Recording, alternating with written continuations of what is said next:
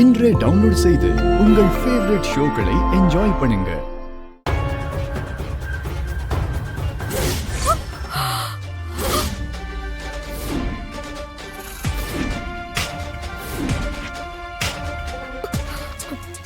நினைச்சு நான் சந்தேகப்பட்டது சரியா போச்சு.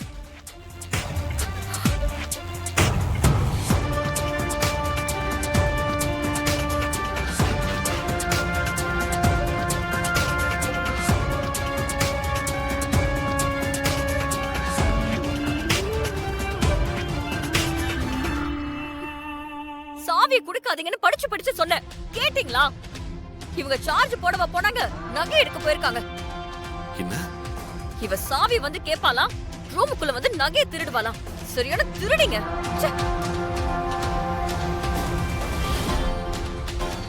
ரித்திகா, என்ன பேசிட்டு இருக்க நீ?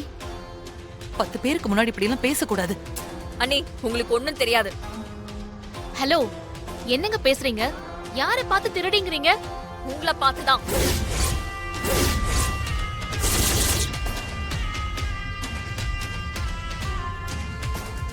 இந்த பாக்ஸ்ல இருந்த நகையை திருடிட்டு ஒண்ணுமே தெரியாத மாதிரி நகையை மட்டும் எடுத்துட்டு சாவி வந்து கொடுத்துட்டு போற.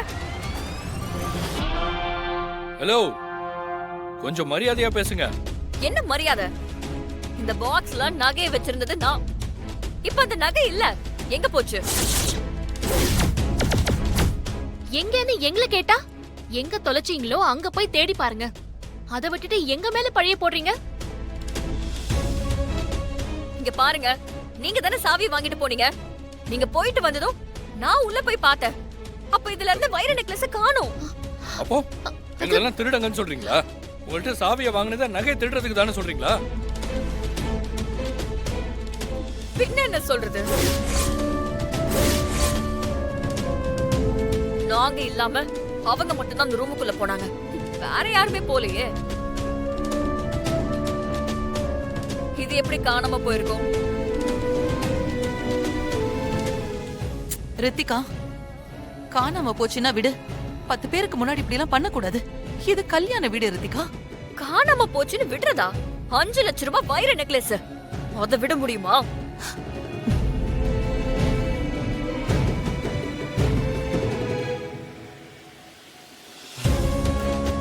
பாருங்க, உங்களுக்கு எவ்வளவு பணம் வேணும்? எத்தனை கோடி வேணும் சொல்லுங்க. 5 லட்சம் ரூபாய் நகை என்னமோ பெருசா பேசுறீங்க. அத நாங்க திருடிட்டோம்னு எங்க மேலேயே பழிய போடுறீங்க. ஹலோ, இந்த பில்டப் எல்லாம் வேண்டாம். எங்க நகை காணோம்.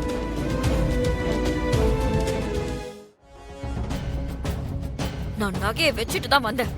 இவங்க தான் சாவி வேணும்னு வாங்கிட்டு போனாங்க. இப்ப நான் போய் பார்த்தா வெறும் டப்பா தான் இருக்கு. எங்க நகைக்கு பதில் சொல்லுங்க. இந்த திருடிங்க தான் நகையை திருடி இருப்பாளுங்க. இன்னைக்கு எல்லாரும் முன்னாடியும் அக்காவும் தங்கச்சியும் அசிங்கப்பட போறாளுங்க. இது எப்படியோ, இவங்க அசிங்கப்பட்டா நமக்கு சந்தோஷம் தான். அந்த பொண்ணு தான் நகை எடுத்திருக்கா, நான் உறுதியா சொல்றேன்.